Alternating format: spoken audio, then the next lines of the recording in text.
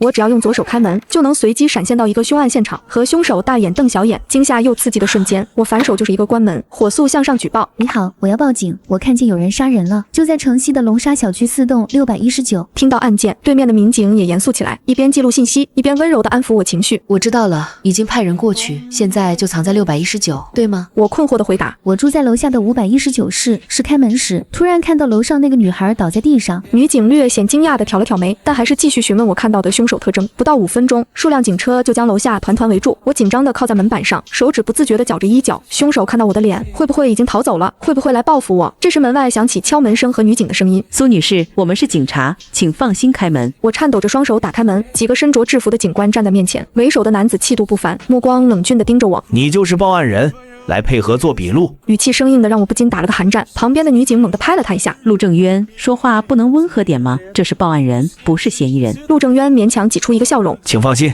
凶手已经落网，我们只是来了解情况。”我暗自松了口气，却注意到陆正渊锐利的目光正打量着我。陆正渊注意到我鞋底的血迹与案发现场的半枚鞋印完全吻合，门上的血手印也与被捕凶手的手型相符。但奇怪的是，客厅地板却一尘不染。他站在门外试探地问：“苏女士，能请你帮忙吗？关上门，再开一次。”我明白他是想验证我的能力，但无法保证每次开门都能出发。陆正渊示意同事胡淑云打开手机录像，我深吸一口气，再次转动门把手，眼前出现的依然是我家的客厅，以及陆正渊那张毫无变化的脸。陆正渊皱起眉头：“难道真是巧合？”这时调取监控的同事跑来报告：“楼道监控确实没拍到报案人外出的画面。”凶手被捕后也立即供认，他跟踪死者多时，确认其居才选择作案。凶手对报案人的出现同样困惑，但认出我是住在楼下的住户，本打算收拾完现场就来解决我，没想到还没出门就被警方抓获。案情已经明朗，临走时胡淑云安慰我别担心，事情解决了。如果再遇到这种情况，记得联系我们。记下胡淑云的电话号码，目送他们离开，独自坐在沙发上出神许久，直到外卖电话惊醒了我。准备开门取餐时，今天的事让我心头一紧，不会这样巧吧？我打开手机，手指悬在胡淑云的号码上，随时准备报警。透过猫眼，走廊一切正常，外卖安静地放在地上。我做了1万个心理建设，才终于敢把眼睛凑到猫眼前。走廊空无一人，只有我那份可怜巴巴的外卖孤零零地放在地垫上，一切正常的令人发指。可我心里那面鼓越敲越响，几乎要震破耳膜。不对劲，非常不对劲。这种预感跟今天早上我开门看见那具尸体时一模一样，毫无缘由，却尖锐的如同钉锥直刺神经末梢。我试图深呼吸，在深呼吸下，左手轻轻搭在了冰凉的门把手上，是左手。今天早上也是左手开的门，这个无意识的细节像萤火虫一样，在我混乱的脑海中一闪而过，拧动，拉开一条细如发丝的缝隙。没有熟悉的走廊灯光，一片暖橘色的，带着某种不祥温度的光晕洒了进来，伴随着一股浓重的铁锈，混合着某种难以言喻的腥甜气味，猛地钻进我的鼻孔。紧接着是声音，咚咚咚，那不是切菜，那是剁骨，每一下都带着千钧之力，沉闷扎实，仿佛不是砍在肉上，而是剁在实心木桩上，连我脚下的地板都传来了细微的震动。我的心脏瞬间被一只无形的手攥紧，几乎停止跳动。我屏住呼吸，像一只受惊的蜗牛，极其缓慢地将脑袋探出一点点，从门缝里望出去，正前方不足5米，一个身材壮硕、头皮泛着清茶的光头男人，赤着布满汗渍和油光的上身，肌肉虬结的手臂正高高举起一把厚重的砍骨刀，然后狠狠落下。老二，力气小点，后面还有好几个呢，你现在把力气全花光了，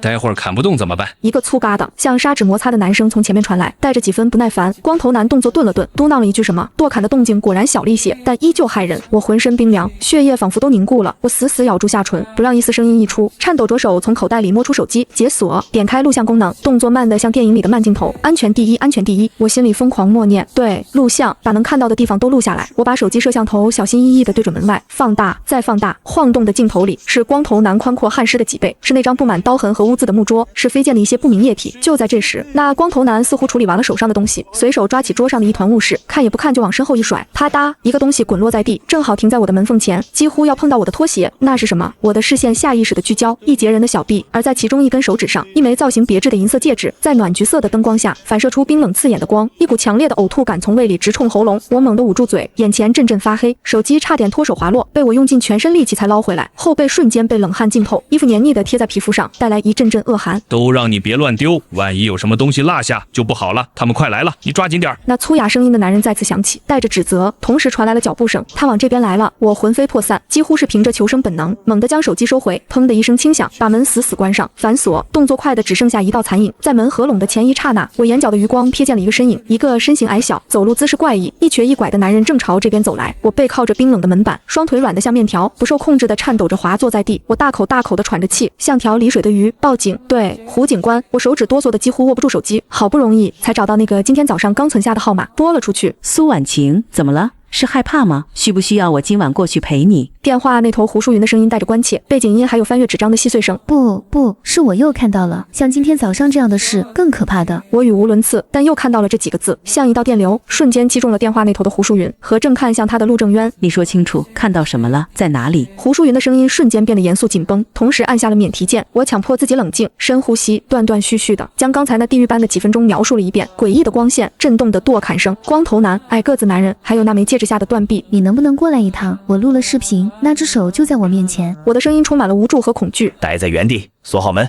我们马上到。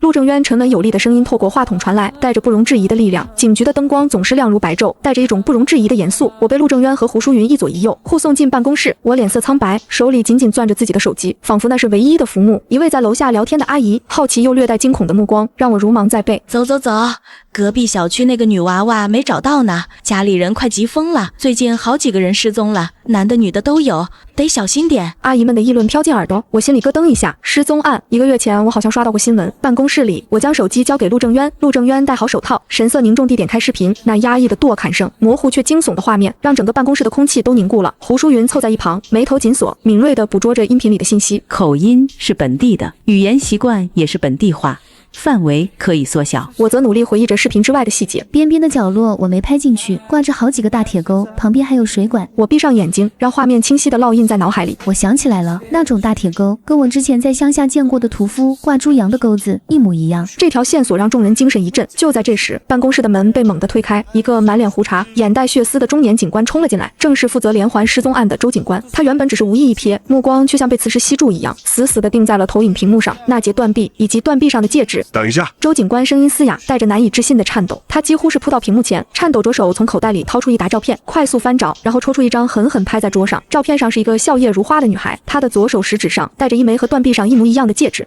这是我们找了1个月的失踪者之一。周警官的声音带着压抑的痛苦和终于找到线索的激动。他最后消失在监控死角，死者身份确认，失踪案与杀人案并案。我提供的矮个子瘸腿的特征，结合本地的口音和可能的屠宰场废弃工厂，环境排查范围急剧缩小。看着办公室里瞬间忙碌起来，电话声、键盘声不绝于耳的警察们，看着陆正渊紧锁的眉头和周警官疲惫却燃起希望的眼神，我坐不住了，一种奇异的责任感在我心中涌动。要不我再试试？我小声对陆正渊说，眼神却异常坚定。我总得弄清楚这开门的规律，在警局比我自己一个人在家碰到要安全的多，而且早点抓到他们，可能就能救下更多的人。陆正渊内心剧烈挣扎，理智告诉他这太冒险，但情感上他无法拒绝，尽快破案，阻止更多悲剧的可能。周警官更是像抓住救命稻草般，紧紧抓住我的手。小同志，拜托了，我豁出这条命也护着你。最终陆正渊沉重地点了头，但制定了周密的计划。警局一间空置的玻璃门前，气氛紧张的像拉满了弓弦。陆正渊亲自将一个小巧的类似纽扣的装置放在我手心。最新型的定位监视器，如果能扔进去，我们就能直捣黄龙。接着一条坚固的伸缩带绑在我腰间，另一端牢牢抓在陆正渊手里。一名持枪特警神情肃穆地站在我身后，枪口微微下压，随时准备应对突发情况。一旁的警官看得目瞪口呆，这阵仗比他当年抓持枪悍匪还大。我站在玻璃门前，深吸一口气，我先尝试用左手开门。门外是熟悉的警局走廊，白炽灯冰冷，果然不行。我换回左手，再次握住门把手，冰凉的触感让我打个激灵。我闭上眼睛，集中精神，心里默念：找到他们，阻止他们。拧动拉开缝隙，暖橘色的光再次涌出，成功了！我心脏狂跳，小心翼翼地将手机摄像头伸进门缝。画面里依旧是那个光头男在剁砍，矮个子男人站在一旁指指点点。但这次我看到了新的恐怖，桌子旁边放着几个巨大的白色泡沫箱，箱子上赫然仰面躺着一男一女。我强忍着视觉和嗅觉的双重冲击，将手机交给旁边的陆正渊，然后按照计划，小心翼翼地将手中的定位器透过门缝，轻轻推了过去，滚落到角落。信号锁定，城西废弃工业区，经纬度精确。负责技术支援的警察几乎立刻喊了出来，声音带着狂喜。电脑屏幕上城市地图清晰，一个红点疯狂闪烁，另一个分屏则显示着从定位器传回的实时画面。矮个子男人似乎有所察觉，猛地回头，疑惑地看向四周。关门！低喝一声，我迅速拉上门，隔绝了那个恐怖的世界。我脱力般地靠在墙上，冷汗层层，但眼神亮得惊人。定位成功了，城西废弃工厂区，污水横流。城西废弃工厂区，污水横流，恶臭扑鼻，堆积如山的垃圾上苍蝇萦绕，数辆警车悄无声息地完成合围。陆正渊、胡淑云、周警官各带一队，如猎豹般前行，靠近目标厂房。厂房内，生性多疑的矮个子男人心跳如鼓。老大，光头男停下动作，嘶哑地问：别收拾了，有条子，从上面走。矮个子男低吼一声，动作敏捷的像只猴子，迅速爬上堆积的箱，用力顶开头顶一块松动的铁皮，探出身躯。然而他看到的下方，密密麻麻严阵以待的警察，一声清脆的枪响划破废弃区的寂静。胡淑云果断开枪，子弹精准地射穿穿了矮个子男企图掏枪的肩膀，惨叫声中，矮个子男从屋顶跌落。几乎同时，陆正渊带人破门而入，以迅雷不及掩耳之势，将还没反应过来的光头男死死按在地上，控制了现场。周警官一步步走向那泡沫箱上的两个人，他甚至不用掏出照片，那两张清白浮肿的脸，正是他苦苦寻找了一个多月的失踪者。冰冷的绝望和破案的愤怒交织在他脸上。案件后续审理进展神速，这是一个以虐杀为乐的随机犯罪团伙。我的提前发现阻止了更大的悲剧。警局接待室，我啃着包子，听着胡淑云讲述案情，后怕不已。事情解决了，你也别太有压力。胡淑云将一条精致的银色链子给我，里面有个小玩意，开机我们就能定位，你随身带着，以防万一。我看着手上的银链子，一副欲言又止的样子。这东西真的有必要吗？不，很有必要。我站在促销商场的大门口，面色有些扭曲。自从上次从警局出来之后，已经1个多星期没有再碰过这种事了。周围很平静，也没有听到什么失踪或者凶杀案。一时之间，我就放松多了。一放松的后果，就是在门口又碰到了这种事。现在的情况是，前面是我握住的商场大门把手，身后则是一群虎视眈眈的大妈，想松手往旁边走。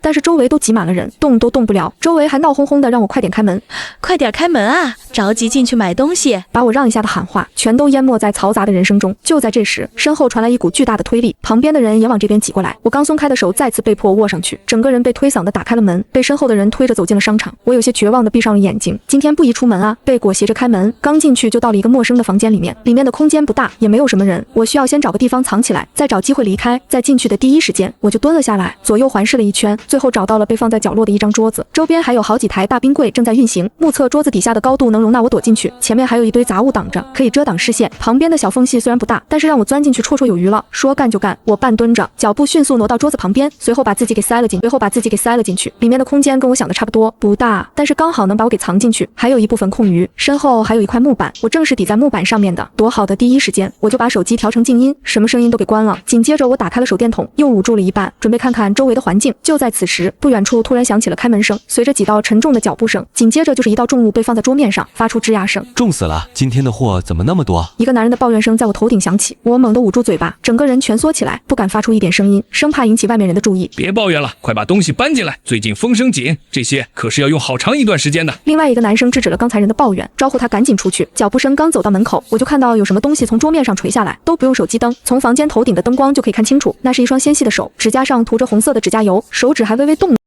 了一下，好像身体的主人还有意识一样。我捂住嘴巴，不小心磕到了身后的木板，发出了沉闷的声音。在这个只有冰柜运行声音的房间里，显得异常的清晰。本来走到门口的两人猛地回头。胡子，你有没有听到什么声音？一个男人有些疑惑地问道。被叫做胡子的表情严肃地点了点头。虽然他们两个一直守在门口，不可能有其他人进来，但是为了以防万一，还是要好好的检查一下才行。万一真的出事了，就不是他们能够解决的了。走，过去看看是不是什么老鼠溜进来了。男生带着一丝狠厉，随后抬脚就往这边走。我心里充满绝望，如果我现在动的话，那动静就更大了。但是难不成就要这么坐以待毙吗？下一秒，我就听到头顶传来了好几声的咚咚声，就像有人用自己的脑袋狠狠地撞在木板上。我不敢耽误，趁着这个声音，将身后的木板迅速移到自己的面前，挡住我的身形，就像是知道我的动作一样。我头顶的动作越来越大，声音也越来越响，完全把我制造出来的那点动静给挡得严严实实。叫胡子的男人走到了桌子旁边，伸手直接摁住桌子上人的动作。该死的，刚才吓死老子了！要不是要保持你身体的完整性，老子绝对要给你来上一刀。随着上面人激烈的挣扎，那个叫做胡子的人动作也越发用力。我不敢出声，只能死死地捂住自己的嘴巴，生怕露出一点声音，让那好心帮我的人功亏一篑。不知道过了多久，桌面上的动静终于停了。胡子有些晦气地甩了甩手。该死的，本来想着养一下，这样还能新鲜一点，大客户会喜欢。这下好了，又要去找新的了。本来工作量就多，现在还要重新去物色新人选，更麻烦了。走了，外面还有好几个呢。林子朝虎子挥挥手，解决了就快点来。知道了。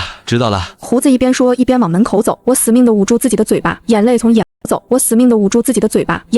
眶中涌出来，心里更是充满了悔恨，因为我的粗心大意，导致一个无辜的女孩子就这么没了性命。我一定要给对方报仇。刚准备挪开板子，我的心跳的就跟打鼓一样。不对，一点都不对。如果真的往外走了，那不应该只有几声脚步声。那两个人还没有离开，就在桌子旁边。如果我能看到外面的情况的话，就可以看到两张脸挤在桌子底下那条缝隙上，往里看，两双眼睛滴溜溜的扫视着这个不大的空间。如果不是刚才动作迅速将木板挡住了自己，那么我很快就会成为下一个人选了。盯着桌子底下的木木板好几分钟，林子忍不住了，扯了旁边的虎子。走了，任务着急着呢，都盯几分钟了，什么也没看出来，还是赶紧去处理自己的事情好一点。要是待会儿被骂了，那才是真的委屈。胡子只好顺从着林子的力道往外走，刚走没几步，就猛地又蹲下来，往里面看了好几眼，实在没看出来什么，才不情不愿地跟着离开。不知道为什么，他总觉得这附近怪怪的，有什么东西在，但是刚才也确实没有发现。没办法，胡子只能将这一切都归功于自己太紧张了。虽然听到了离开的脚步声，但我还是不敢动。不知道过了多久，直到外面的来来回回的脚步声终于停了下来，久久没有声音之后，我才小心翼翼地打开了手机，想给胡淑云发信息汇报情况。看来是真的没有。虎子的声音在我的头顶炸响，手指刚点到短信界面的我，猛地停下自己的动作。什么意思？外面的兄弟说了，没有捕捉到其他的信号，也没有拦截到什么短信。胡子，这下你可以放心了吧？这机器可不好常开，容易被抓住。他们已经有些不开心了，林子的声音有些无奈，兄弟的疑心病太重了，明明什么都没有发现，却还是要坚持等到现在。行了，走吧，也要准备下肉馅了。虎子把自己手上的不知名仪器丢在桌子上，耸了耸肩。谨慎一点不行吗？他们干的可是掉脑袋的大事。两人这次是真的离开了房间。久久没有听到声音之后，我吞了吞口水。要是自己刚才一个手快把短信发出去，那后果真的不堪设想。不过我看了看挡在自己面前的木板，如果我把这认为是一扇门，那是不是就可以去到另外一边？反正现在也没有其他办法了，试一下，总不会有更差的时候了。说干就干，我轻轻挪动一下木板，一抹亮光出现在我面前。定睛一看，这不就是那个促销商场的大门吗？我心下大喜，也顾不得其他东西了，赶紧再挪动一下木板，确定自己可以出去之后，就立刻将脖子上的项链给摘下来，打开开关丢在冰柜底下，随后迅速钻了出去。几乎是同一时间，警局这边就接收到了消息，陆队长，定位器有接收到新的地点。一直关注着电脑的小李警官发现不对劲之后，第一时间就将这件事汇报给了陆正渊，迅速定位到具体位置，我去联系苏小姐。陆正渊猛地站起来，一边下命令，一边拿出自己的手机给我打电话，几乎是刚打过去的一瞬间，电话就被接通了。你现在在哪儿？还安全吗？需不需要我过去接你？电话一接通，陆正渊的问题一连串的问过去，语气急切。一是他担心我现在身处的地方不安全，还有就是担心我的心理状态不够好。毕竟普通民众短时间接触这么多的凶案现场，不管是哪一方面都非常有冲击力。手上捧着好心小姐姐递过来的矿泉水，我平复了一下自己的心情，报出了自己现在的位置。我那种死里逃生的感觉，腿脚现在都是软的，根本使不上劲，不然我就自己走过去了。陆正渊估摸了大概的距离，不远，10分钟左右就能到。行，你在那里等着我，我们现在就过去。陆正渊说完，并没有挂断电话，而是把手机交给旁边的胡淑云，让他时不时跟我说几句话，安抚一下心情。就在两人有一搭没一搭的聊天时，胡淑云突然听到我猛地紧绷的声音，下一秒就听到了电话挂断的声音。快，车速再快点！胡淑云攥紧手机，眼神晦暗，不知道想到了什么，随后脸色突变，疯狂地催促着陆正渊开快点。陆正渊也没说什么，只是默默地加快了车子的速度。请问有什么事吗？我坐着看着站在自己面前的两个男人，有些紧张地问道。为首一个面容和善的男人，脸上带着笑容，上前一步。我看你很不舒服的样子，要不要过去我店铺那里坐一下？不远的，就在对面，你可以坐在外面的凳子上，让你朋友过来就能一眼看到你了，总好过坐在这里挡住商场里来往的行人。那个虎子的声音，我呼吸一滞，这个看上去和蔼可亲的男人居然是那个虎子，就算不是刚从那地方跑出来的，我也不可能答应他的邀请。疯狂摇头，摆手拒绝。算了，朋友很快就来了，就几分钟的路程，不用过去。听到只有几分钟就来人了，胡子给身后男人使了个眼色，刚没了一个好货，怎么不得带个回去当替补？随后两人上前一步，刚准备伸手的时候，就听到了身后传来别人的呵斥声。你们两个准备干什么？胡子和身旁的男人猛地收回手，脸上带着讪笑解释道：没什么，这不是想着带人家姑娘往旁边坐坐，别挡路吗？说完就扯着同伴赶紧离开了。我紧绷的身体没有放松下来，这个声音我也很耳熟，是那个叫做林子的，都不用想就能明白这几个打的什么主意。林子是一个看上去胖乎乎的中年男人，身旁还有个女人挽着他，两个人的姿势亲密，表情亲密，不知道的还以为是一对恩爱的夫妻。小姑娘，你没事吧？你没跟着去是对的，女孩子就是要有一些警惕心。林子身旁的女人笑盈盈地走过来，刚准备伸出手去拍一下我的手臂时，被我一个动作给躲开了。我小脸绷紧，不好意思，我有严重的洁癖，最不能接受被陌生人触碰，不然会起疹子。我随口扯了一个谎言，浑身上下都透露出拒绝的态度。女人收回自己的手，脸上完全没有被拒绝的难堪，而是异常自然地坐在我的身边。林子也坐在我的另外一边，两人一左一右地将我夹在中间。不知情的人一眼看过去，还以为我们是一起的，或者说这本身就是林子两人所打算的。我有些坐立难安，刚准备站起来，就被一左一右摁住了肩膀。小姑娘，别那么着急，再坐会儿多好，反正你朋友还没来，我好喜欢你，能交个朋友吗？女人笑盈盈的说出来的话，却让我忍不住动了动肩膀，把她的手给弄了下去。交什么朋友？这一看就是冲着自己来的。我真的同意了，那么估计没几天就会传来自己失踪的消息。知道这两个不是什么好人，我自然不可能答应他们的请求。林子从自己手上的塑料袋拿出一个包子，递到我面前说道：吃包子吗？刚蒸好的，保证新鲜。还没等我回答，下一秒我就被拉到了一个宽阔的胸膛中。你们是谁？为什么要纠缠我的朋友？陆正渊侧过身体护住怀中的我，胡淑云也满眼警惕地看着林子两人。女人也没想到他们会来得那么快，连忙摆手解释道：误会，都是误会。我们只是看到有人纠缠她，想着过来陪一下这个小姑娘而已。既然你们来了，那我们也就可以走了。说完就拉着林子快步离开了这片区域。晦气，看上的货物居然就这么溜走了。早知道不搞什么怀柔政策了，直接把人带走完事。现在好了，丢一个，后面还要花时间去重新找回。车上，我有很重要的事情要跟你们说。来不及计较现在的姿势，我声音焦急，让陆正渊和胡淑云赶紧带自己回车上。那些事可不好在这里说。陆正渊和胡淑云也知道事情的严重性，什么都没说，把我带回了车上。后座，胡淑云将我从头到尾检查了一遍，确定除了身上的灰尘有些大，没有其他伤口之后，才松了一口气。你是又发现了什么吗？陆正渊通过后视镜看着靠在胡淑云肩膀的我问道。说到这个，我猛地坐直了身体，盯着他们两个，一字一句道：对，又是一个现场，那时候还穿了过去，跟那群人几乎可以说是近距离接触了。陆正渊猛地踩了一下刹车，没有防备的我和胡淑云往前倾了倾身体，赶紧用手抵住，稳定了身形。陆正渊看了一眼后视镜，沉声道：正好到警局了，直接进去说好了，正好把其他人也给喊过来。从我的表情可以看出来，这次的案子估计也没有那么简单。一行三人急匆匆地穿过大厅，就看到好几个家属扶着周警官在那里哀嚎，其中还有人时不时敲几下自己的胸口，一副痛心疾首的样子。这时我看了一眼，忍不住问道：这是怎么了？胡淑云给我解答了一下，这是上一起案子受害者的家属。昨天才把所有被那群人埋起来的都挖了出来，法医检查过后，确定没有什么遗漏了，才通知家属过来认领。我表情带着一丝不忍，他们本来还抱着说不定自己家人还在人世的希望，现在直接让来认尸，何尝不是另外一种残忍？如果自己能早一点发现，是不是就会有另外一种结局了？别想太多，如果不是你及时发现并报警，说不定现在他们就接到了自己家人脑袋的快递，那样对他们来说更残忍。你已经做得很好了，别太苛责自己。胡淑云一眼就看出了我现在在想什么，拍了拍我的肩膀，让我别想太多。我整理好了自己的情绪，再一次走进陆正渊小队的办公室，里面的人已经做好了准备，等他们三个进来，随时可以开启会议。我也没有藏着掖着，把自己的从进去到出来的过程从头到尾都详细的说了一遍。在听完我的话之后，陆正渊手中的笔无意识地点着桌子。这次的团伙异常的有脑子，警惕性也很大，不放过一丝一毫的可能性。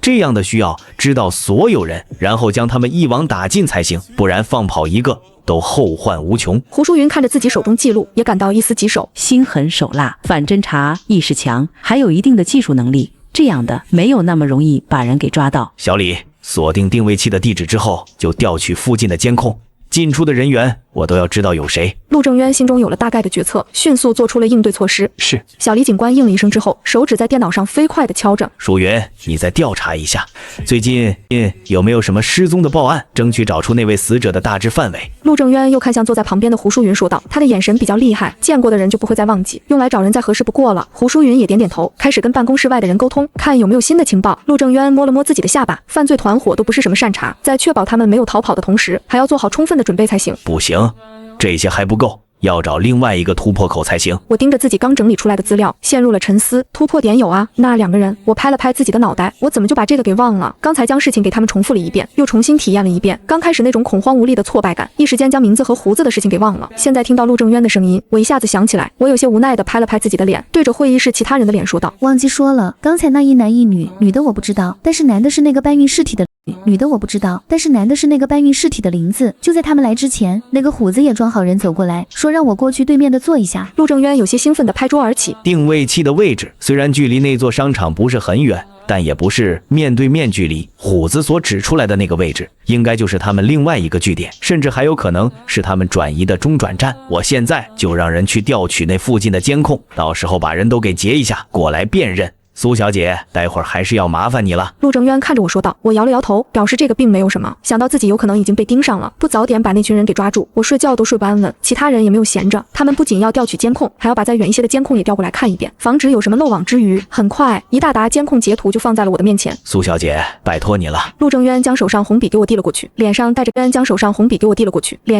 激。我也没有说什么，接过笔拿起来就是一张一张的翻着。找到了，我很快就从里面抽出了2张正脸截图，在上面画了一个重重的大红圈。这个就是那个虎子，这张脸我是不会忘记的，还有他的3个同伙，我也是记得一清二楚。陆正渊拍了几张照片，让出外勤的警员多关注一下他们的位置。很快，正在出外勤的警员就回报了最新的情况，他们在路边的一个小摊上碰到了这个被陆正渊叮嘱要重点关注的虎子。等看清楚他们在干什么之后，出外勤的警员给陆正渊打了一个电话过去。他们在摆摊卖包子。陆正渊听到这句话的时候，有些不敢置信地皱了皱眉。一个非常有嫌疑的犯罪团体现在在卖包子，这是什么操作？物色新的受害者人选吗？我皱了皱眉，这里面肯定有什么自己遗漏的地方。闭上眼睛，仔细回想了一遍那群人的对话，这3句话猛地撞进我的脑海里面，一下子把我的思绪拉到另外一边。因为新书正在开刑侦题材，所以我也了解过一些国内外的大案，自然对这个有点印象。在想起这几句话之后，想法自然而然就往这方面靠。大胆假设，小心求证。有什么想法你就说，我们大家一起讨论一下这个想法的可行性。陆正渊看着我欲言又止的样子，敲桌子让我放心，大胆发言。陆正渊都这么说了，我也不是什么扭捏的人，直接把刚想起来的几句话以及自己的猜想说了一遍。不管怎么样，也算是一个方向。果然在听到我的猜测之后，众人沉默了一下，随后默默在自己的笔记本上记下了这一点。接触的案子多了，他们会忍不住往各种阴谋论上面靠，譬如什么踩点或者伪装自己消除嫌疑，而且这种杀人后将对方做成菜的案子并不少见，是我们一时间走了弯路，才没有想到这一点。你们去打听一下这个包子摊的事情，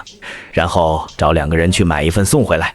另外一组继续关注定位器所在的那一片区域，务必要在第一次的行动中就将这群人一网打尽。但凡放跑一个，他们会藏得更深，然后找机会卷土重来，会对整个社会造成非常严重的影响。陆正渊一边分派任务一边说道，得益于我发现的早，犯罪团伙这边还不知道我们已经掌握了这么多的证据，我们现在需要的就是这个时间差，要在这个时间段内收集到足够多的证据，再加上一直让人盯着那一片，一有什么不对劲的就可以直接过去抓捕了。电话另外一边传来了一个年轻且坚定的声音，在挂断电话之后就转身就朝着包子摊的方向走去。很快一份热气腾腾的包子就被送到了陆正渊等人的手中，而陆正渊这边也是第一时间就送到了检测室，想看看里面的肉馅究竟是什么成分。报告结果很快就送到了陆正渊的手中，上面标注着里面的肉馅为100%猪肉，完全没有我们所猜测的那些东西。我总觉得里面有什么东西被自己忽视了，而且我可以肯定自己没有认错人，这个声音就是那个虎子的。还没等我想明白是什么，陆正渊和胡淑云已经商量出了一个新的办法，去拜托局里刚进来的2个新人，让他们找自己的朋友帮个忙，去那个包子摊买一份包子再送过来。有些犯罪团伙对他们这个身份异常敏感，一点不对劲都不会涉险，而他们一般都经过了严格的训练，有时候举手投足之间会不自觉地带上一些他们职业特有的习惯，谨慎一点的就会第一时间注意到这其中的不对劲，从而收手。要想他们完全放松警惕，那么就只能求助于那些普通的市民。事情跟他们想的一样顺利，很快另外一份新买的包子就被送到陆正渊等人的面前。不对，这个包子的褶皱比刚才那份少了2个。胡淑云很快就发现了不对劲，将2份包子摆在一起，很快就可以看出这里面的不对劲。新买的这一份上面的褶皱比第一份少，单独看可能还没有什么，但是放在一起就很明显了。胡淑云突然灵光一闪，说不定就是他们为了区分2种不同的肉馅，特意做的不一样，好辨认呢。很快被送检的第2份包子的检测报告就送到了众人的手中，虽然没有解释得很明白，但是里面的意思我还是一下子就明白了。听到这里的我终于忍不住干呕出声，虽然我心里面已经有所准备，但是真的听到之后冲击力还是非常不一样的，一时间我都没办法确定自己这个能力究竟是好是坏了，是有利于警方发现案子解决案子，但是每次的第一个目击证人都是自己，我要承担的心理压力也不是一般的大。队长，我们探访了一下周边的一些居民，他们说这个包子摊大概是5天前出现的，摆摊时间不固定，但是包子的味道不错，料也实惠，所以每次购买的人也不少，在他们这些居民这边有着还不错的评价。出去调查的警察跑了回来，跟陆正渊汇报了自己的工作结果，同时还不忘把自己手上的塑料袋给递了过去。这是一些居民还没吃完的包子，我都买了下来，全在这里了。胡淑云打开看了一下，只需要一眼，语气就异常笃定。第2批的褶皱一模一样，应该是同一批的。陆正渊也没有说什么，让身旁的警员把这个再送到检测室，让他们随机检查几个，看是不是同一种情况。而一直盯着监控的小李警官也有了新发现。队长，就在刚才，有一行人抬着好几个冰柜走进了定位器所在的区域。陆正渊和胡淑云猛地窜到小李的旁边，看到监控上的一幕，也不再耽误时间，接下了命令：一组去找周警官，借几个人，将卖包子的一行人给抓起来，其余的都装备好，跟我过去现场。陆正渊很快就做出了决定，并且再次让我在办公室待着。我表示自己可以过去看看情况，真有事他们再过去也不急。不过这个提议也被陆正渊给拒绝了。离开之前还拍了拍我的肩膀，我们不能什么都依赖你，今天这次就让你看看我们的实力。就是你就在这里等着我们的好消息就行了。出发前，胡淑云也拍了拍我的肩膀，让我不用着急，一切还有我们呢。话都这么说了，我也不好意思再开口，只能听从安排。坐在办公室，眼睛也死死地盯着电脑屏幕上的画面。真有什么事的话，也能想想办法。就在这时，办公室的门被推开了，一股福尔马林的辛辣刺鼻气味从门口传了进来，紧接着就是皮鞋踩地的声音。我扭头看过去，一个扎着高马尾的慵懒美人端着一杯咖啡走了进来，随后一屁股坐在了我的身边。你就是那个不到半个月，连续3次都碰到案发现场的苏小姐。苏小姐看着还好啊，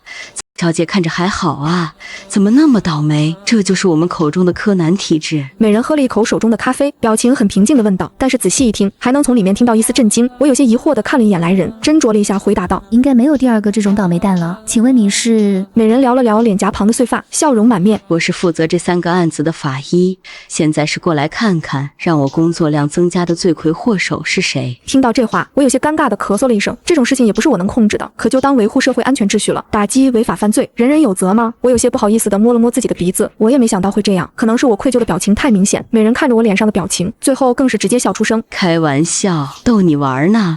职责所在，没什么好抱怨的。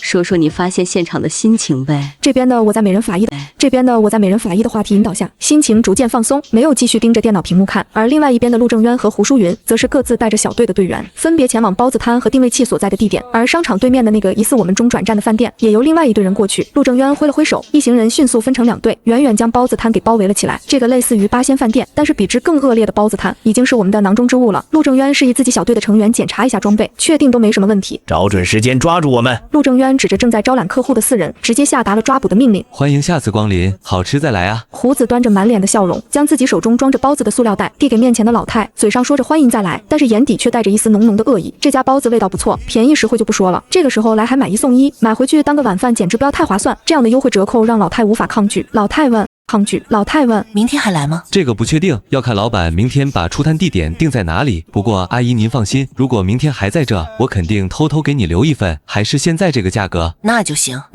老太满意的点了点头，刚准备离开，旁边突然窜过好几个人影，将胡子等人摁在地上。别动，警察。陆正渊等人掏出电棍，直接拉到最大，把4个人都电昏了过去。以防万一，陆正渊把每个人又都戳了一遍，确定都昏过去之后才收手。他们待会还要去支援胡淑云那边，所以要速战速决。刚才买东西的老太有些尴尬的站在原地，手上紧紧攥着自己刚买的包子。这是怎么了？卖个包子还犯法了？周围一些路过的群众也好奇地凑过来，自觉远远围成一个圈，对着这边的方向指指点点。这家包子摊干嘛了？怎么一下子有这么多警察过来？不清楚啊，我刚准备过去买呢，一下子就窜出好几个警察，把人给摁住了。有些胆大的看到陆正渊等人站了起来，高声问道：怎么了这是？陆正渊把电棍放回自己袋子里，看着周围虎视眈眈的围观群众，也提高了自己的音量。我们接到线人举报，这家包子摊的摊主在包子里加了东西，经过调查也确实是，所以为了消费者的安全，我们要把人带回去调查。这是过来抓捕之前想好的对策，防止有群众提问没办法回答，总不能实话实说，说你们遭遇了和八仙饭店食客一模一样的遭遇，这样肯定会引起恐慌的。所以想了一下，还是决定另外找个借口敷衍过去。反正这4个嫌疑人已经被电晕了，根本没办法开口解释。在酌情解释的时候，有个识趣的小警员走到老太面前，温声道：奶奶，我们需要把这些包子都回收带回去，您付的钱我们会补给您的。话音刚落，老太就把手中的包子塞到了小警员的手中。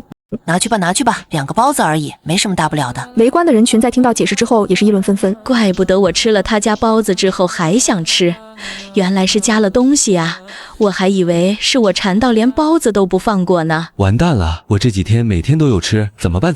要不我去挂号检查一下好了。我也要。眼看现场要不受控制了，陆正渊连忙出声安抚：各位放心，因为这件事的波及范围大，售卖包子的时间也长，所以我们会向上申请一个专门的医疗组来检查的。各位可以关注一下我们警方的公众号，到时候会在上面通知的。因为刚开始只是粗略的检测了一遍，具体肉馅里面是否还有其他致病的病菌也未可知，所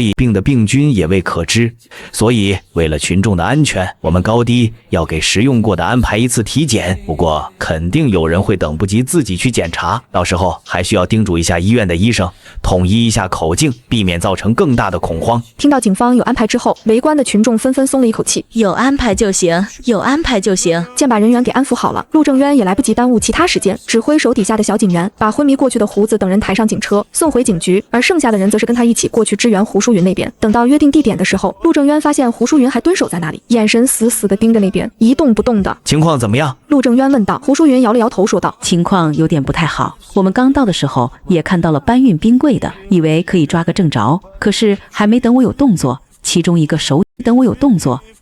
手脚不稳，没背住冰柜的一边还是掉了下来，打开了一大半。我也是那时候才看到，冰柜里面空空如也，里面什么都没有。去套话，估计也是同一个结果，什么都没有。可是这样就有另外一个问题，我们没有正经借口了，这才是胡淑云纠结的地方。纠结归纠结，但是胡淑云还是一五一十将自己发现的东西给陆正渊说了一遍。我刚刚看了这几栋，应该都是同一个老板的。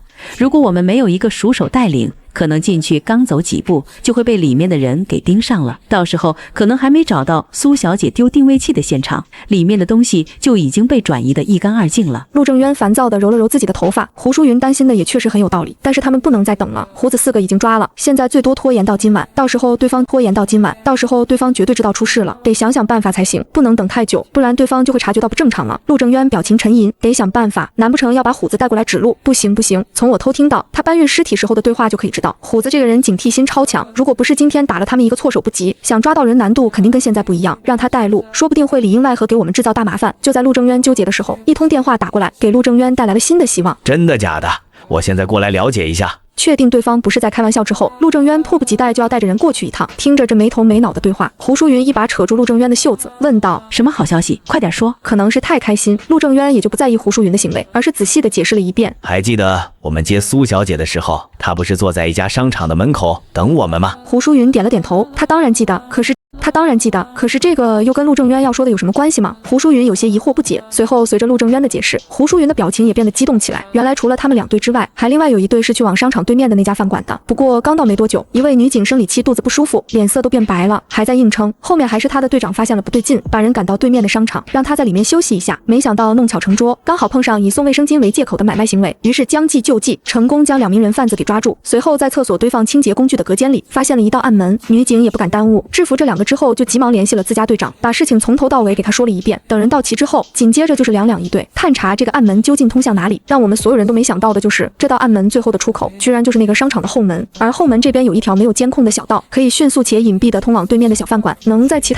其他人都没有发现的时候，迅速把被绑架的女生送过去，然后他们再返回来，出去用商场的监控理清自己的嫌疑。如果不是女警这次偶然的发现，说不定饭馆的人跑了都不一定知道。干得不错，等这件案子结束，说不定还会获得表彰呢。队长笑呵呵地拍了拍女警的肩膀，这次的突破口都是多亏了他。夸了一下队员之后，队长就迅速通知了陆正渊，对方也没有辜负他的诚意，一下子就表示要过去帮忙。经过商量决定，胡淑云继续带着人守在这里，盯着对面的动静，而他则是带着人前往商场那边，配合第3小队将这个犯罪窝点给销毁，把他们的后路都给断了，到时候就可以围剿了。很快陆正渊就带着人赶到了商场这边，2队人手商量一下，确定了方案之后就迅速散开。陆正渊带着人守在正面，而第3小队的队长则是从暗门出发，两边人同时进攻，将里面的人给抓了个正着。而确实有一部分人在听到前院的动静之后，就下意识往暗门这块跑，刚好被第3小队的队长给截住。双方打了个配合，把饭馆从上到下都翻了一遍，确定没有遗漏后，才带着人离开饭馆，送到警局里看守起来。我们就这么守着吗？我看着还在监控下面蹲着的胡淑云，有些疑惑地问道。正常来说，不应该找准机会冲进去吗？说不定还能救下几个存活的受害者。现在在外面守着还有什么作用？我有些想不明白，看向坐在旁边偷懒的美人法医，想听听他的解释。不一样，从他们的表情来看，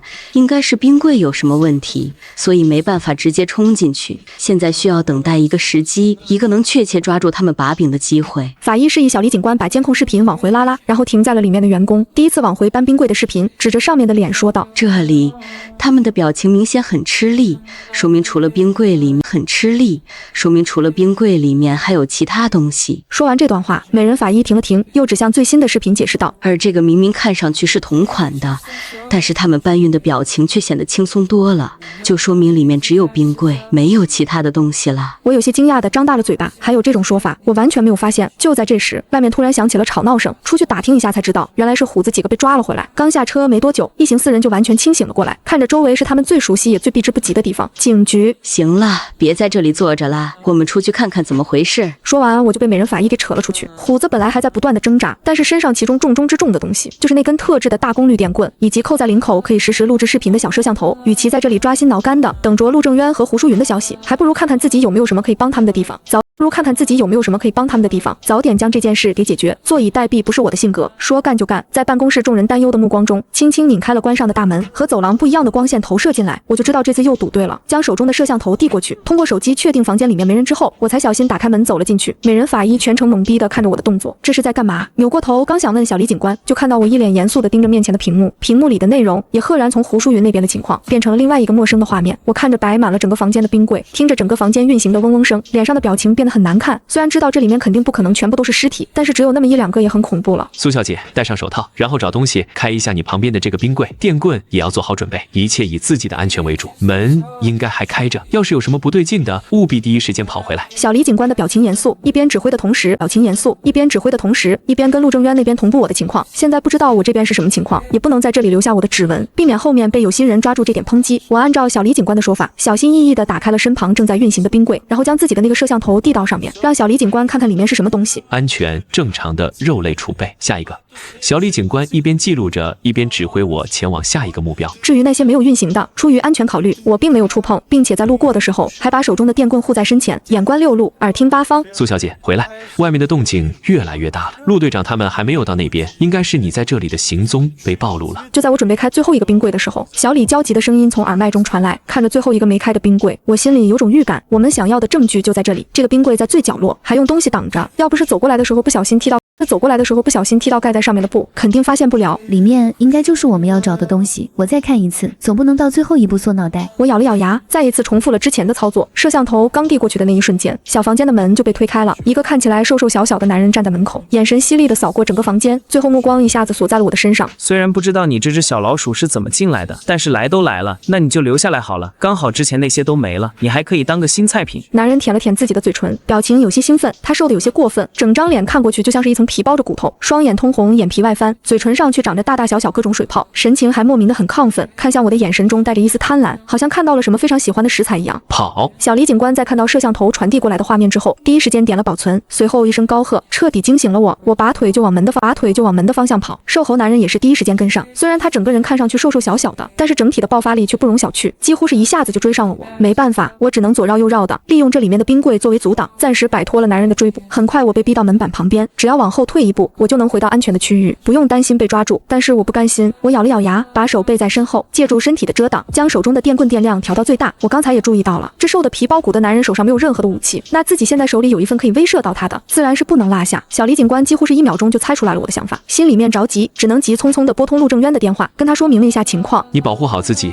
我们现在就过去。果然，陆正渊在听到我的操作之后也坐不住了，带着手底下的队员急匆匆地赶过去，而我这边一边在心底倒数，眼神死死地盯着那个急速朝自己靠近的男人。下一秒，男人那张恐怖的脸出现在我的面前。跑不动了吧？刚才乖乖听话多好，就不用遭受这些了。瘦猴男人一边说，一边伸手朝着我抓来。他今天必须开张，不然下个月连钱都交不起了。这么想着，瘦猴男人脸上闪过一丝狠厉，但是下一秒，我将手中开到最大的电棍狠狠地捅在了瘦猴的肚子上，强烈的电流让他浑身上下止不住的颤抖。刚想说什么，就被我又往前捅了一下。好了，苏小姐，人已经晕过去了，你快回来吧。小李警官站在门口，看到我靠近门的一系列动作之后，连忙出声让我快点进来。我们的动静并不小，如果外面有人的话，绝对会引起注意的。该拿到的证据也都拿到了，现在趁着其他人还没过来，正是撤离的好机会。我也没有耽误时间，拖着瘦猴男人往办公室的方向走的同时，也时不时拿电棍给他来一下，确保男人不会半路清醒过来给我一击。在小李警官的帮助下，我很快就把那个瘦猴男人给拖到了警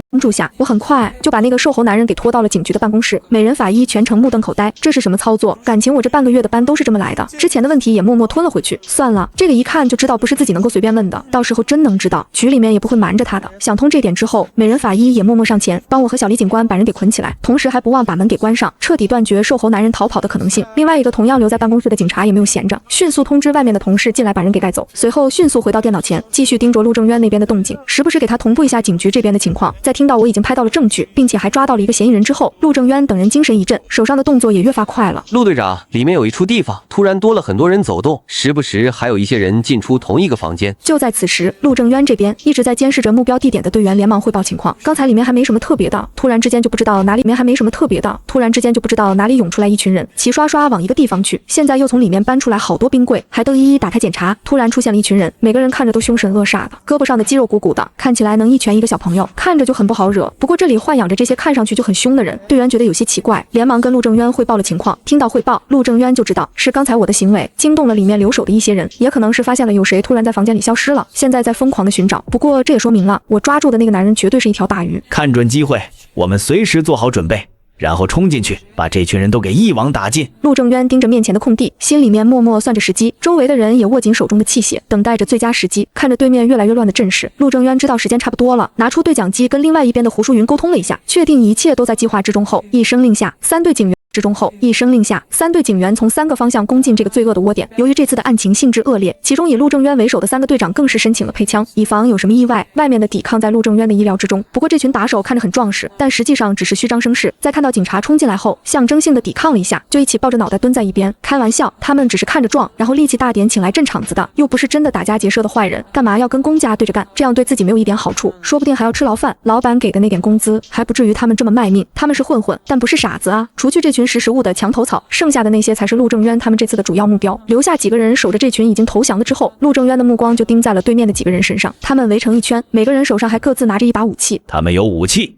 你们小心一点。陆正渊盯着他们手上的东西，等看清楚是什么之后，不由得惊出一身冷汗。他们手里居然还有枪，这案子的性质一下子就变得不一样了。陆正渊暗自咬紧牙关，心中将他们的威胁性提到最高。陆正渊挥了挥手，2个小队的人将这几个人围成一圈，一行人就这么僵持着，而另外一队则是开始搜查这块区域的其他地方，说不定其中还藏着什么人呢。胡淑云看了一下周围，最后随手扯过一个蹲在地上抱着脑袋的混混，说道：你带我在周围转一下，要是有什么发现，说不定你还能将功赎罪，不用蹲大牢了。被扯出来的混混眼睛一亮，真的假的？还有这种好事？还没等他再次开口确认，胡淑云语气肯定道：绝对是真的。这句话一出，原本蹲在地上的其他混混也忍不住骚动起来，带路去找东西就有可能将功赎罪，这活好啊，周围他们也熟悉，这工作自己也能完成，为什么刚才点的不是自己呢？想到这里，周围的混混用一种羡慕的目光盯着被扯出来的同伴，眼神里恨不得取而代之。原本就很乐意的混混顿时着急了，可不能让我们把这机会给抢了。走，警察叔叔，我知道好多隐蔽的地方，我都带你过去。混混一边说一边抬脚就走，胡淑云连忙跟上，在路过陆正渊的时候，手指在他手背轻点，表示自己会找机会寻求外援，让他们先坚持一下。而犯罪分子这边在听到混混和胡淑云的对话之后，目眦欲裂，没想到他们还在僵持的时候，居然是这群看不起的小混混最先给了他们一击，想过去把人打一顿，但是在陆正渊等人虎视眈眈的目光之下，只能把自己的脚步收回来。随后一行人继续僵持着，谁也不敢先动手。被围住的一行人心里面也有些苦涩，怎么轮到自己值守的时候就被抓了呢？这也太倒霉了。而胡淑云这边，小混混带着他在里面绕了好几圈，把自己知道的比较隐蔽的地点都给指出来。等全部指认完毕之后，才满脸期待地看着胡淑云道：警察阿姨，我都指出来了，能从轻发落吗？确定没有遗漏之后，胡淑云示意同事将人带回去。我会跟领导说明情况的，你放心，功过是非我们都不会遗漏。虽然没有明确说一定抵消，但是有这个态度在，小混混心里多少还是放松了一些。临走前还不忘再带胡淑云走一趟刚才一群人进进出出的房间。虽然他只是一个小打手小混混，但是从那群人紧张的目光中也能感受出来，这个房间不简单，里面肯定藏着什么能让那群人身败名裂的东西，不然一行人才不会这么紧张。胡淑云带着小队的队员在这几个指出来的地点又搜出了一些东西，受到的冲击力最大的毫无疑问就是看到了冰柜里面东西的时候，哪怕见过了很多案发现场的胡淑云，在看到里面的东西之后也是被吓得后退一步，胸口缓了10几秒，胡淑云才抹了把脸，最后拿出自己的手机呼叫增援的同时，还把这里的情况说明了一下，并且着重强调了对方手上拥有武器。我明白了，你们坚持一下，我这就派人过去。如果到了万不得已的地步，优先保障自己的安全，我给你们击毙犯人的权利。电话另一边传来一道威严的男声，虽然这个万不得已的必要前提非常苛刻，但是手底下人的安全更加重要，他宁愿多写几份检讨，也不想捧着一个盒子去见他们的家属。挂断电话之后，局长迅速派出了另外2个刚完成任务回来的小队，站在窗户旁边，看着底下的车一辆接着一辆的离开。等这个案子解决了，也该去和那位小苏同志见一面，这种好能力和警察绝配啊。警局外，随着车子一辆接着一辆驶离，斜对角，一家不起眼的早餐摊铺，老板默默收拾着桌椅，等这些都清理干净之后，才回到小推车后面，拿出手机熟练地拨通一个陌生号码，说了几句话之后，才心满意足地挂断电话，继续干着自己手上的活。电话的另外一边，一间酒店房间里，穿着黑色浴袍的人翘着二郎腿，双手张开搭在沙发椅背上，语气也漫不经心。活动又快要开始了，老猫那群人联系上了吗？对面的人微微低下头，把自己手头上调查的资料递了过去，回答：德爷，我们连续打了3个电话，老猫那边都没有接，应该是暴露了，没时间接电话。不过那边重要的资料都在这里了，没有留下备份，就算那群条子怎么搜也不会搜到的。德爷翻了几页，看到了自己想要看到的东西，满意的点点头，随手将那一份资料扔到茶几上，端起旁边的红酒，一边晃着一边说道：老猫跟了我这么久，我也不能看他被条子抓住逼供，这样吧，你去给他一个痛快，就当是我送给他的礼物了。等把老猫解决了，那么这件事的真相就会被永远烂在肚子里。对面低着头的男人有些不敢置信地抬起头，他没听错吧？这种情况不应该是把人救回来吗？怎么，有意见？德爷瞥了男人一眼，语气平淡无波，但是却能从里面听出一丝寒意。